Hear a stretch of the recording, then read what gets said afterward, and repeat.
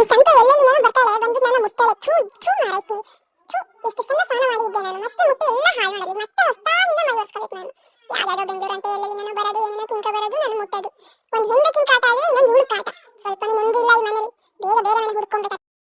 ಯಾರ್ಯಾರು ಬರ್ತಾರೋ ಈ ಮನೆಗೆ, ನಂಗೂ ನೆಮ್ಮದಿ ಇಲ್ಲ. ಥೂ ಏನೇ ತಂದಿಲ್ಲ ಏನಿಲ್ಲ, ಆರು ಬತ್ತಿಯ ಮಾತಾಡ್ಸಕ್ಕೆ. ಓಕೆ ಆಚೆ.